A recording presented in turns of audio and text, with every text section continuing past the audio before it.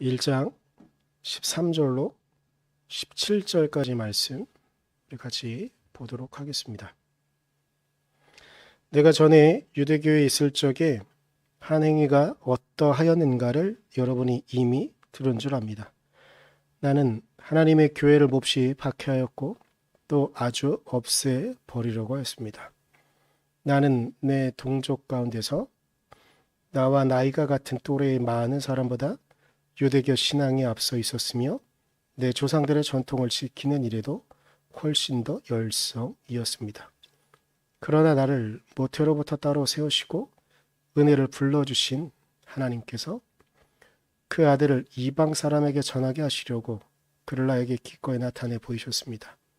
그때 나는 사람들과 의논하지 않았고 또 나보다 먼저 사도가 된 사람들을 만나려고 예루살렘으로 올라가지도 않았습니다. 나는 곧바로 아라비아로 갔다가 다마스쿠스로 되돌아갔습니다. 아멘. 사도 바울은요, 사도로 사역을 시작할 때부터 그리고 그의 말년까지도 심지어는 그가 목숨을 잃고 수백 년, 지금까지도 수천 년 시간이 지난 이 시점에도 많은 이들에게 시비가 되어지고 있는 일이 하나 있습니다. 그것은 사도 바울이 정말로 사도라고 불려질 만한 사람이냐에 대한 이야기입니다. 사도 바울은 자신의 사도성에 대해서 끊임없이 시비를 당했고 그의 수없이 많은 서신 가운데 자신이 어떻게 사도로 부름을 받았는가에 대한 이야기를 끊임없이 변론해야 했고 그 이야기들이 어떤 이들에게 수긍되어졌지만 어떤 이들에게 영원히 수긍되어지지 않는 그의 사역의 길을 걸었던 것이 사도 바울이었습니다. 왜냐? 여러 가지 의미가 있겠지만 가장 큰 이유는 아무래도 사도 바울은 유대인들에게는 하나님은 자신들만의 하나님이었거든요. 야훼의 하나님은 유대인들만의 하나님이었었어요. 하지만 사도 바울은 이방인을 향해 그의 사역을 평생 행합니다. 그리고 이방인을 향해 예수 그리스도를 증거하고 그들을 구원하기 위해 이 땅을 구원하기 위해 오신 하나님의 아들 예수 그리스도를 증거하는 사역을 그는 평생 해왔습니다. 그렇기에 유대인들은 각별히도 유대인들은 사도 바울을 사도로 인정할 수 없었고 심지어는 유대인으로도 인정할 수 없었던 그런 오히려 유대인 사회를 파괴하는 사람으로 보여질 수도 있었던 그런 사람이었던 것이죠. 그래서 사도행전이 사도들의 어떤 사역을 역사를 보여주고 있다면 그 역사의 현장들 가운데 몇몇 장면들은 이것이 정말 없었다고 한다면 어떻게 되어질까라는 생각이 드는 수없이 많은 장면들이 있는데 그 장면들 가운데 사도 바울과 관련된 몇몇의 장면들은 사도 바울이 얼마나 간절한 마음으로 그리고 그가 항상 얼마나 위험했는가를 보여주고 있는 사도성의 도전을 받는 그런 순간들을 보게 됩니다. 우선 사도 바울은 다마스쿠스로 가는 길 가운데 예수 그리스도를 만나게 되죠. 그리고 그는 잠시 숨었다가 그에게 임한 성령에 이끌려서 복음을 증거하는 사역을 시작합니다. 하지만 다른 사도 바울 외에 수없이 많은 사도들은 저게 무슨 짓을 하는 거냐. 저는 예수를 핍박하던 사람 중에 하나인데 어떻게 저럴 수 있지?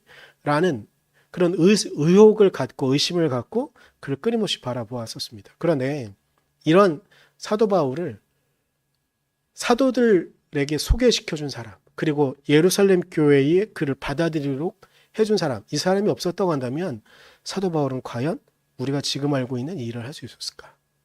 사도행전 9장 27절엔 이렇게 바나바가 사울을 소개하고 있는 장면을 이야기합니다. 그러나 바나바는 사울을 맞아들여 사도들에게로 데려가서 사울이 길에서 주님을 본 일과 주님께서 그에게 말씀하신 일과 사울이 다마스쿠스에서 예수의 이름으로 담대히 말한 일을 그들에게 이야기해 주었다라고 전하고 있습니다. 바나바가 마음을 열어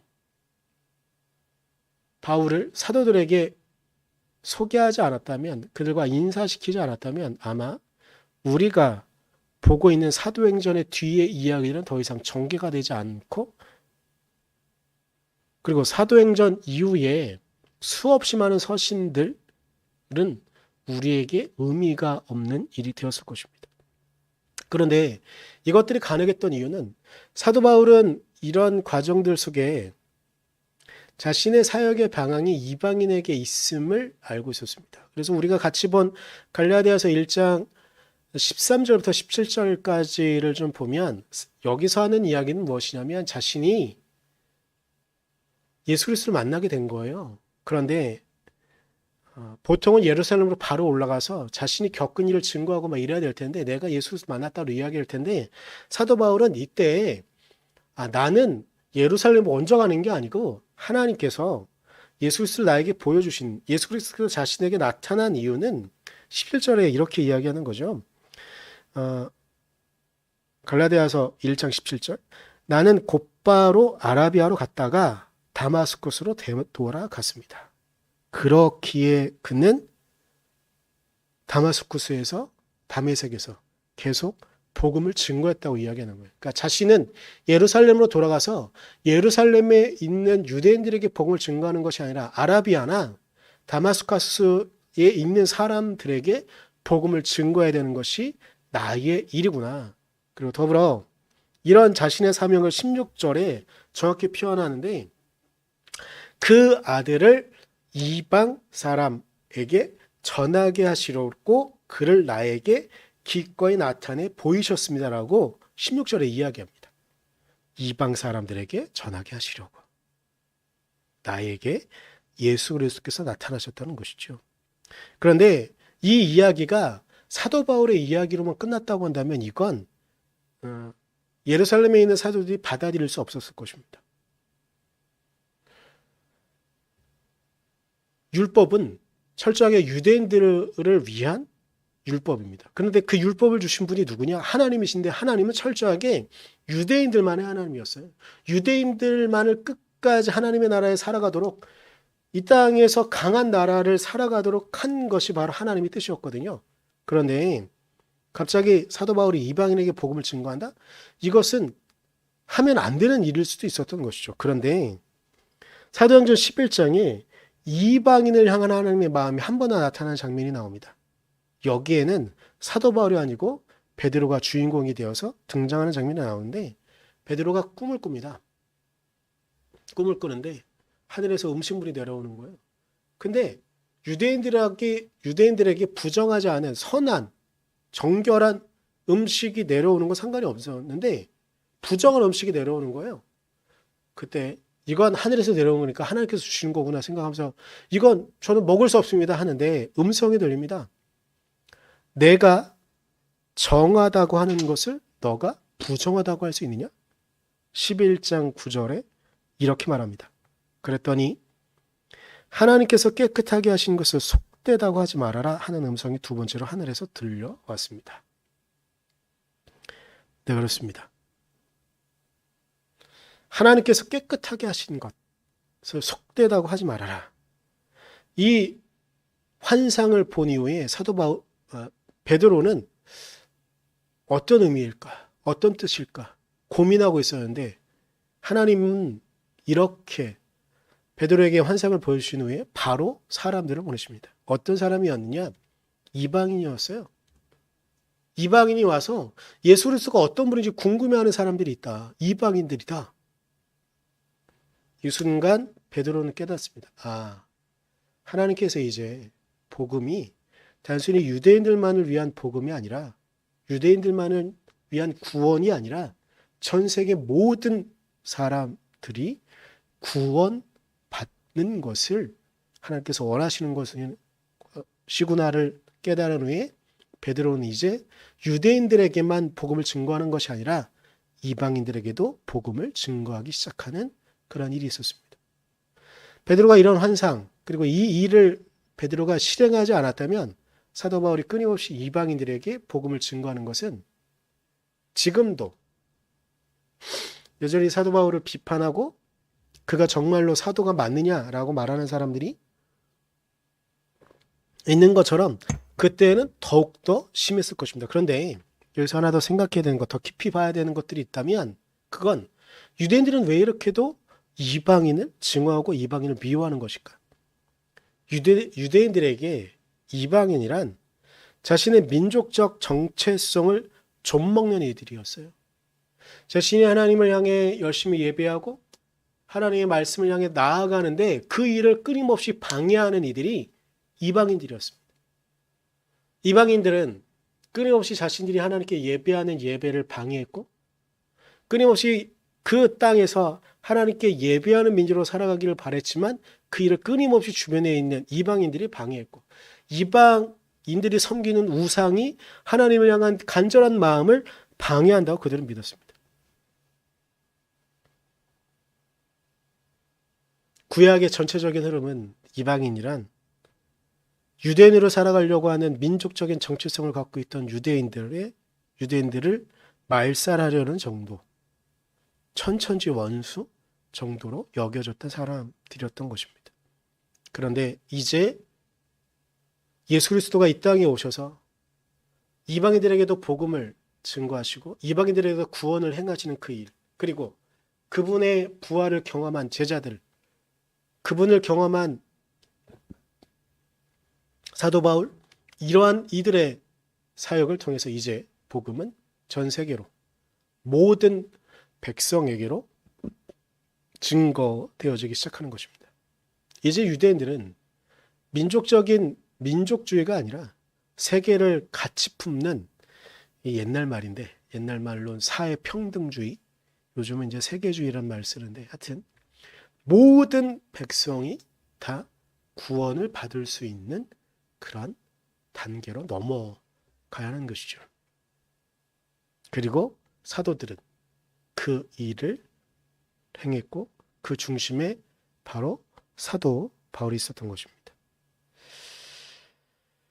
제가 이번 주 설교를 이렇게 다른 걸 준비하고 있다가 사실은 금요일에 영화를 한 편 보다가 모든 걸 다 뒤집었어요. 뒤집어야 했어요. 이 이야기를 해야 되는구나라는 생각이 들어서 뒤집었습니다. 영화를 한 편 보았습니다. 주초에 이노센트 보이스라는 영화가 있다라는 유튜브에 있는 걸 보다가 한번 재밌겠는데? 한번 보아야겠다. 흥미로운 영화는 아니었지만 보는 내내 힘들긴 했지만 그렇다고 짜임새가 엄청 뛰어나거나 영상이 엄청 뛰어난 그런 영화는 아니겠지만 헐리우드에서 만든 영화가 아니게 영상도 떨어지고 그렇긴 하지만 그냥 한번 봐야겠다는 생각을 한번 봤습니다. 그런데 영화를 보는 초반부터 가슴이 너무 아팠습니다. 여기서 이노센트 보이스라는 단어는 관용구처럼 쓰는 단어라고 하더라고요. 범죄나 전쟁 등에 직접적으로 가담되어진 사람은 아니었는데 피해자나 가해자나 이런 사람은 아니었는데 그 여파로 피해를 당하는 경우를 가르쳐서 이노센트 보이스라고 표현을 한다고 하더라고요.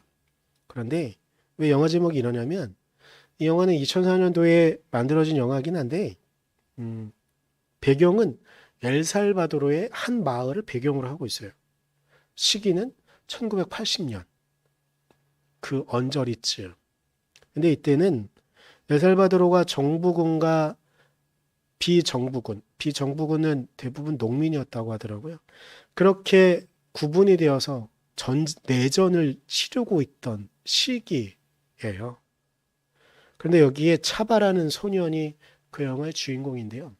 이 소년은 이제 12살 생일을 앞두고 있는 소년이에요. 근데 12살이 중요한데 왜냐면 12살이 되면 내전 중이었기 때문에 정부군이 소년들을 군인으로 선발해 가요.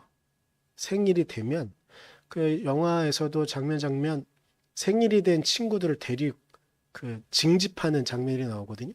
하여튼 그런 식인 거예요. 그러니까 12살 곧 앞에 두고 있어요. 그런데 제가 장면을 보다가 마음이 너무 아팠던 몇몇 순간을 정말 많은 순간 마음이 아팠는데, 그러니까 이 엘살바도르 주변에 있는 이 마을은요, 정부군과 비정부군이 딱 경계에 있어가지고 서로 마을 안에서 총격전이 일어나는, 밤에 툭하면 낮에도, 심지어 낮에도 총격전이 일어나는 그런 마을이에요.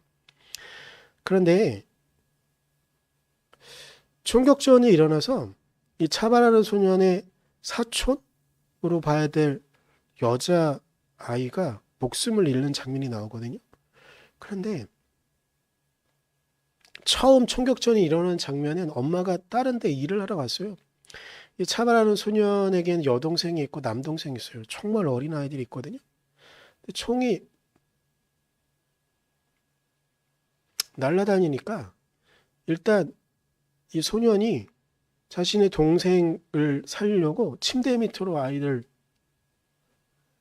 끌고 들어가는 장면이 있어요.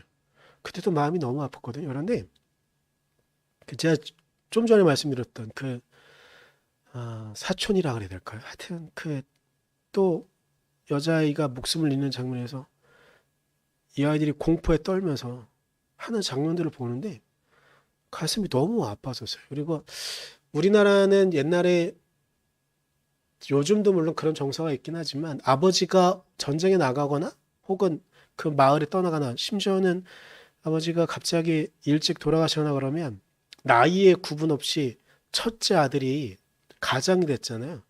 그 영화도 처음 시작이 아빠가 미국에 돈 벌려고 이렇게 떠나는 장면으로부터 시작되어지는데, 이때부터 나는 가장이 되었다. 엄마는 나에게 내가 가장이라고 말했다. 그래서 이런 엄청난 책임감을 갖게 돼요. 일단 그런 장면들을 보는데,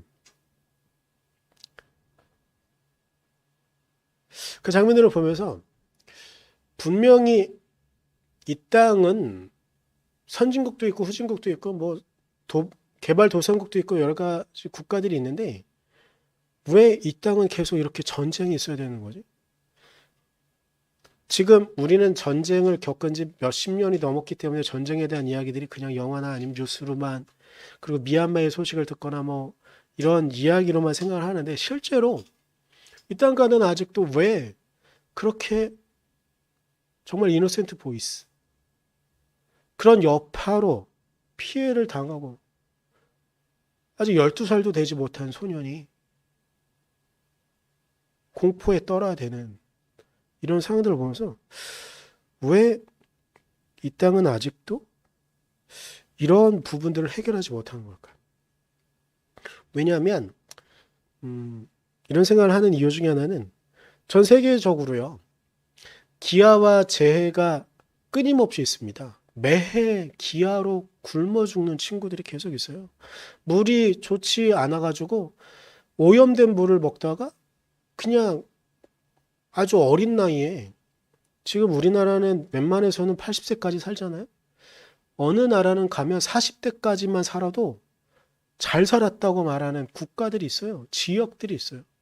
심지어 20대가 되어서 애를 낳으면 다행인데 애도 낳지 못하고 죽는 수없이 많은 나라들이 있어요.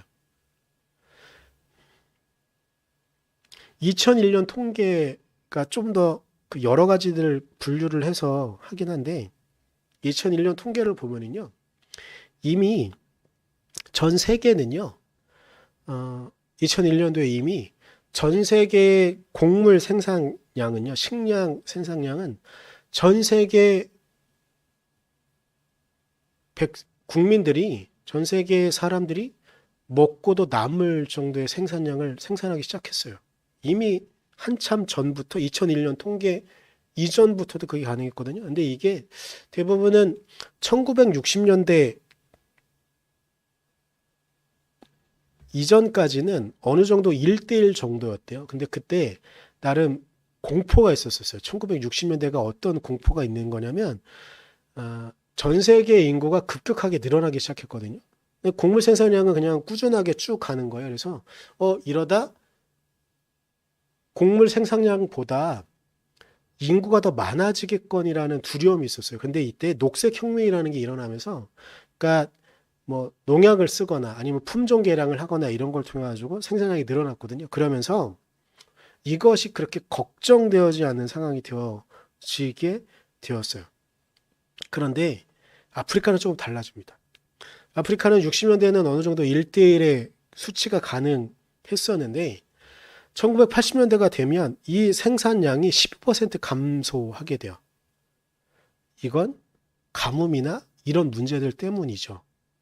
그런데 2000년대에는요, 이 이 생산량이 소비량의 80% 정도밖에 생산하지 못하게 되어지는, 그러니까 점점점 줄어드는 거예요. 왜 그럴까요? 그들은 가난해서? 사도 바울의 얘기로 다시 돌아가면, 그리고 오늘 성경 안에서 다시 봐야 되는 이야기로 돌아가면, 그들은 이방인이니까? 우리가 신경 써야 될 사람들이 아니니까. 그렇게 계속 신경 쓰지 않으니까, 도움을 주지 않으니까 그들은 가난해지는 거죠. 그런데 요즘 선진국들이 하는 것이 있습니다. 요즘 우리나라도 이제 거의 선진국 반열에 올랐기 때문에 유엔에서도 그냥 우리나라의 선진국으로 인정이 되어지니까 탄소 중립에 대한 이야기들이 많이 하잖아요. 이제 탄소 생산량을 줄여야 된다라는 거죠. 그런데 이미 탄소를 배출하면서 이미 선진국이 된 국가들은요, 이미 자신들이 먹고 마실 건 이미 다 준비가 완전히 다 되어 있어요. 이미 보유량은 계속 늘어나고 있고요. 재고는 늘어나고 있어요. 생산량은 이미 초과했어요. 선진국 아니 중진국 이상들은요, 대부분 다 자신들이 먹는 거에 어느 국가는 거의 배, 그리고 어느 국가는 최소 50% 이상을 생산하고 있어요. 우리나라도 요즘 곡물 소비량이 줄어들고 있어요. 근데 생산량은 계속 꾸준하게 늘어나고 있어요. 그런데 묘한 건 세계 어딘가에선 그 먹을 식량이 없어서 굶어 죽고 있는 사람들이 있다는 겁니다. 이런 모순은 왜 해소되어지지 않을까요? 그리고 이단 가운데 전쟁으로, 내전으로, 그리고 국가가 다른 국가를 공격하면서 전쟁이 끊임없이 일어나고 있습니다. 왜 계속 이러한 상황들이 계속 유지되고 있을까요? 선진국들이 탄소 중립을 외치면서 이야기하는 것들이 있어요. 하는 것들이 있어요. 인심을 쓰는 것처럼 생산하고 남는 것들이 있잖아요. 소비하고 남는 것들이 있잖아요. 그럼 그걸 후진국에 보내줘요. 원조라는 이름으로. 그런데 이렇게 매 원조하는 것보다 차라리 관계수를 개선해주고 돈을 투자해서 점점점 사막화되어지고 있는 이 땅들을 선진국들이 도움을 주는 것이 오히려 사막화가 정말 안 좋은 게 뭐냐면요. 요즘 제가 오늘 주말에도 잠깐 쓰긴 했지만 엄청 덥잖아요. 열대야가 장난 아니거든요. 전 세계의 온도가 점점 올라가고 있어요. 근데 왜냐?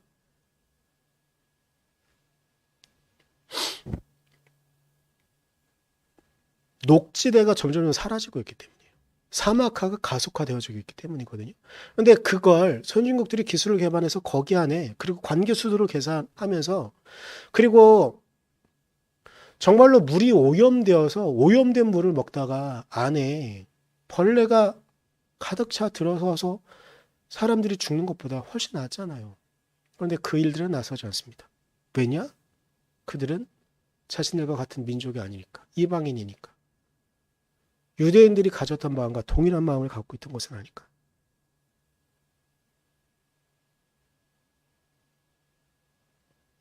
세상 한쪽은 가난하고 세상 한쪽은 힘든데 이렇게 이런 것들을 그냥 방관하는 것이 아무 문제가 없는 것일까? 그리고 전쟁의 도구로 쓰여지는 총들은 왜 계속 생산되어지고 무기는 왜 계속 더 많은 사람들을 학살하는 데 계속 투자되어지고 있을까? 이건 선진국들의 책임이 가장 큽니다. 요즘도 일주일에 한두 번, 많을 때는 뭐 계속 연달아, 적을 때는 그래도 한 달에 한두 번 정도 외신으로 들려오는 소리가 있습니다. 미국 소식인데 미국 어느 지역에 또 총기 사고가 있었다.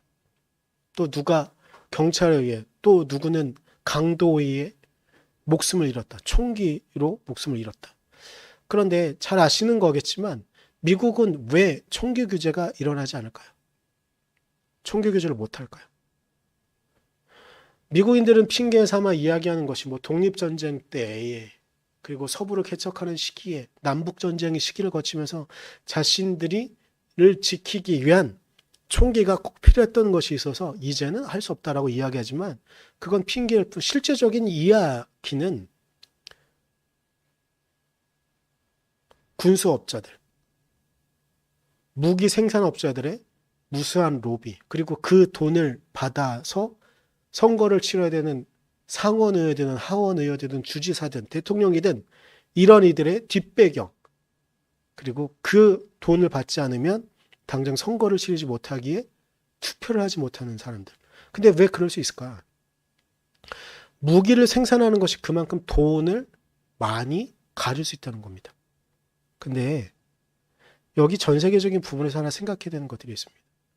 무기를 생산하고 무기를 개발하는 국가가 대부분 선진 국가들입니다. 무기를 만들어내서 다른 국가에 파는 것이 어느 무엇보다 돈을 많이 가질 수 있고 그 나라를 부유하게 만들 수 있다는 것이죠. 자신들을 지키기만을 위한 무기를 생산하는 국가는 그렇게 별로 없습니다. 대부분 무기를 만들면 수출하고 있죠. 요즘 북한이 경제적으로 힘든 이유 중에 하나는 북한산 무기들을 해외에 절대 못 팔게 미국이 감시하고 있거든요. 북한이 우리나라보다 잘 나갔을 때요. 북한이 물론 여러 가지 것도 있지만 무기를 냉전 시대에 이런저런 국가에 많이 팔 수 있었거든요. 근데 북한이 무기를 팔지 못하면서 점점 힘들어진 거거든요. 근데 북한 이야기 말고 선진국 이야기들. 프랑스도 세계 어느 나라보다 무기를 많이 수출하는 국가 중에 하나입니다. 미국은 말할 것도 없고요.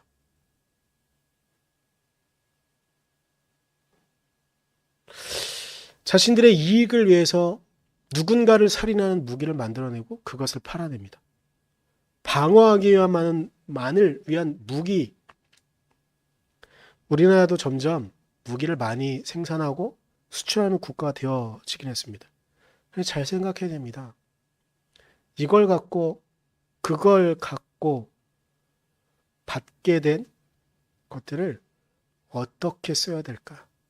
우리의 방향은 어디에 두어야 하는 것일까? 잘 생각해야 됩니다. 우리가 우리만 잘 살려고, 우리 민족만 잘 살려고 한다고 한다면 우리는 이 땅 어딘가에서 또 이노센트 보이스로 고통당하는 이들의 고통의 책임을 져야 한다는 것입니다. 미얀마의 사태를 보며 한국의 한 기업이 그 군수 물자, 함선이죠. 해군의 배를 파는 데에 동조했다고 한국 여론이 일어나서 그 기업을 지적하고 그 기업이 부정하다고 이야기할 때 그 기업이 열심히 이걸 방어해야 했던 이유는 무기를 수출할 수도 있습니다. 근데 그것이 공격하는 데 쓰여진다면 그 공격하는 무기를 생산해 놓은 기업이 그리고 그 무기를 판 국가가 일말의 책임감을 가져야 한다는 세계의식이 우리에게 있었기 때문입니다. 그러면서 사람들은 말할 수 있습니다. 이 땅에 전쟁이 있는 이유는 저마다 어떤 이익, 어떤 더 큰 이익을 계속 요구하는 사람들의 욕심이 있기 때문이라고 말할 수 있습니다. 그런데 우리는 그것을 방관하기만 해야 될까요? 모른 척 해야 될까요? 이스라엘 백성들은 자신들만의 하나님을 기대했습니다. 그래서 구약에 보면 끊임없이 정말 많은 전쟁의 이야기들이 나오는데 전쟁의 가장 큰 핵심은 유대인들 외에 이방인들은 철저하게 몰살해야 되고 철저하게 없애야 되는 것. 하나님을 모르는 백성이라는 이름으로 핑계는 그걸로 삼고 있지만 어찌 보면 구약이 예전에 있었던 일을 자신들 마음대로 편집하고 거기에 하나님의 뜻을 자신의 뜻인 것처럼 집어넣었다고 볼 수 있다고 한다면 이방인들을 철저하게 몰살하고 인종 청소를 하고 하면서 그것이 하나님의 명령이라고 말도 안 되는 이야기를 갖다 붙였던 그들의 이야기가 오늘 사도 바울의 이야기들 속에서도 있었던 것. 그러나 이제 사도 바울이 바로 그런 사람이었습니다. 자신이 지켜야 됐던 것이 있었습니다. 유대인의 율법. 철저하게 유대인들은 하나님의 백성으로 이 땅에 왔음을 증거해야 되고 그 율법이 끝까지 자신들에게 의미가 있었음을 증명해야 됐던 그 일. 그런데 예수 그리스도께서 사도 바울에게 나타났습니다. 너가 잘못 살아왔다고, 너가 하나님의 뜻을 잘못 알았다고 사도 바울에게 나타난 것이 아닐까요? 유대인들만의 하나님을 바랐던 사도 바울은 이제 유대인들만의 하나님이 아니라 모든 이 땅의 백성들을 사랑하는 하나님의 뜻을 그는 받아들여야 했을 것입니다. 그렇기에 그는 하나님의 아들을 이방 사람에게 증거하는 일에 그는 뛰어들어야 했던 것이죠. 그래서 그는 이방 사람들을 향해 예수 그리스도의 복음을 증거했던 것이죠. 이제 우리는 우리만을 위한 하나님이 아니라 더불어 우리 한민족만이 이 땅에서 잘 먹고 잘 사는 것이 아니라 전 세계 모든 백성들이, 이 땅의 모든 거민들이 하나님의 구원을, 하나님의 나라를 살아갈 수 있도록 우리는 만들어야 하는 것이죠. 제가 말씀드렸던 그 영화의 한 장면에 이러한 장면이 있어요. 신부는 군인들도 어느 정도 이렇게 심하게 다루지 않고 그랬었거든요. 그런데 시내에서 전쟁을 잠깐 치러온 이후에 이 신부에게 폭력이 행해지고, 그리고 매 주일마다 미사를 드리던 순간에 미사를 못 드리도록 정부군이 그 성당의 문을 닫아버려요. 그러나 이제 사람들은 예배를 드리려고 몰려옵니다. 신부는 이제 우리는 예배 드릴 수 없습니다라고 말하다가 하나의 말을 하는데, 이 말이 저에게 너무 큰 위로가 되었고, 오늘 이 말로 오늘의 말씀을 좀 마치려고 합니다. 신부는 이렇게 말합니다. 신부의 말이에요. 무신론자들은 만약 신이 있다면 전쟁은 존재하지 않을 거라고 말합니다. 그러나 나는 말합니다. 사람들이 하나님의 말씀을 따른다면, 아멘, 그런 전쟁은 사라질 거라고. 우리가 하나님의 말씀을 따를 때에 이 땅 어딘가에서 총탄에 쓰러지는 사람들이 줄어들 겁니다. 우리가 하나님의 말씀을 따를 때에 이 땅의 배고픔으로 굶주림으로 굶어 죽어가는 사람들의 생명이 조금 더 연장되어질 수 있을 것입니다. 우리가 하나님의 말씀을 따라갔으면 좋겠습니다. 그때에 진정으로 우리가 살아가길 소망하는 하나님의 나라를 우리가 살아갈 수 있을 것입니다. 기도하겠습니다. 우리 이 시간 기도할 때에 이 땅에 불평등 참 많이 있습니다. 아니, 우리 자체도 겪는 고난과 아픔의 이야기들이 있을 수 있습니다. 그것 생각나는데 우리가 그것들을 위해서 기도했으면 좋겠습니다. 그리고 다짐했으면 좋겠습니다. 하나님, 우리가 하나님 말씀대로 살아가게 해주십시오. 이것을 두고 위에 같이 기도하도록 하겠습니다. 기도하겠습니다.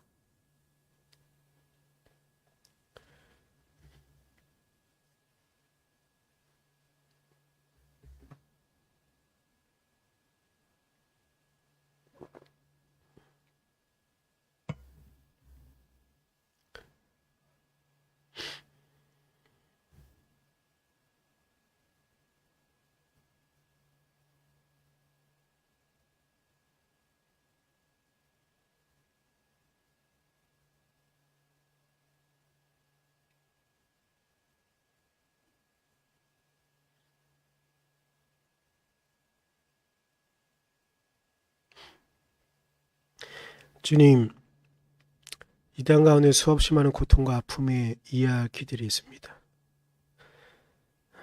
우리는 그 소식이 들릴 땐 잠깐 그들의 편이 들지만, 그들의 입장이 되어서 이야기하지만, 우리는 기본적으로 우리가 평안하면 이 땅이 모두 평안한 것처럼 착각하는 우리 안에 민족주의가, 우리 안에 우리만 생각하는 이기심이 있음을 고백하오니 하나님 우리를 용서하시옵소서.